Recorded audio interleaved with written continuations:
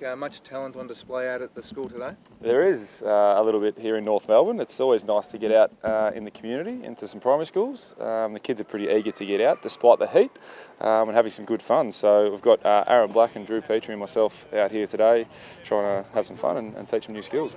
Tell us about the cause behind today's event. Yeah, it's obviously the Premier's Active April, so we're just really encouraging families, kids, adults, seniors, whoever it might be, to get out, be active for 30 minutes a day in the month of April. And if we can try and build some habits in the month of April by getting out and being active, then hopefully that can continue throughout the year and just create a more, healthy sort of well-being for a lot of people. There's a lot of kids these days, especially in primary schools and high schools, that look at their phones and play PlayStation and stay inside a lot. Whereas today, we're outside kicking the footy, whether it's going for a walk, playing netball, hockey, whatever it might be. As long as you're outside being active and having fun, I think that's the main message. Jack, you just had the community camps as well as today. I mean, it must be great to get out amongst kids and about against local supporters and spend a bit of time with them. Absolutely. It's one of the perks of our job, being able to get out in the community and show your face to some kids who probably don't get to see you up close and personal very often. I remember when I was a young kid, the ability to see AFL football was very rare from where I was from in country Victoria. So we were out there last week in Wangaratta, and to be able to see a few kids that really love football and go from North Melbourne and be able to get a bit of one-on-one time with them, it's very, very compelling and outstanding for our footy club to grow our brand, as well as bring some smiles to some kids' faces. And the NAB Challenge in Wagga Wagga this Saturday, Jack, against the Pies. Who are you expecting to play their first game of the year this Saturday? I think we'll have a few changes to come through. Obviously, Nick Dalceno, Todd Goldstein, guys like that who didn't play in the first NAB game.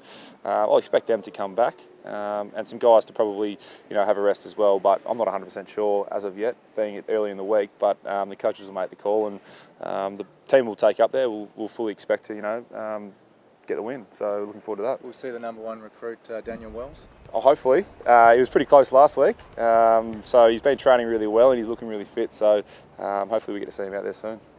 Some pretty nice weather expected, Jack, around 38 degrees. How are the sides going to cope with that?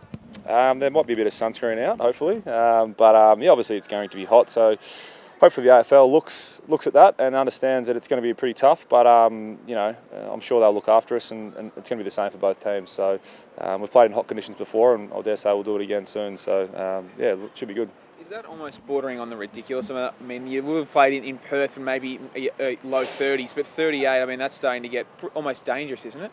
It's pretty warm, but the technologies we have these days with the ice vests and ice bars and all that sort of stuff as well cools you down pretty well. But no, we expect it to be nice and warm in Wagga, and it should be fun for both teams. What about individually, Jack? How well placed are you heading into 2016? Yeah, I think I'm pretty well placed. I mean, I didn't miss a whole lot of game sense training with the injury I had at the end of last year. So I've been able to do the majority of my training program and the running and stuff like that. So I'm feeling pretty fit and obviously nice and fresh this time of year as well, considering we've only played one game. So looking forward to suit up on Saturday and get out there. 8th season this year. How much room for improvement do you still think you have? Yeah, I think I've got plenty of room for improvement. There's no footballer out there that is the perfect player. I'm definitely far from it. So I'll be looking to take my games to new levels this year, and hopefully our team can do the same as well. And if that's the case, then we'll be a hard team to beat. Anything particular that you've worked on over the pre-season? Yeah, I think more consistency for a start. Just being able to get out there and train regularly in the pre-season is going to help that, and making sure that you can back it up each week, and staying on the park, obviously nice and fit, is one of the key majors in that. And we've done a lot of work in the gym to help that. So looking forward to getting out there on Saturday and for the rest of the year and getting stuck into it.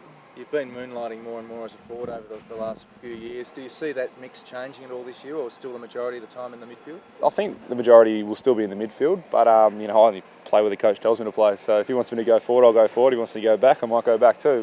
But no, I think the majority of the time we'll be in the midfield again.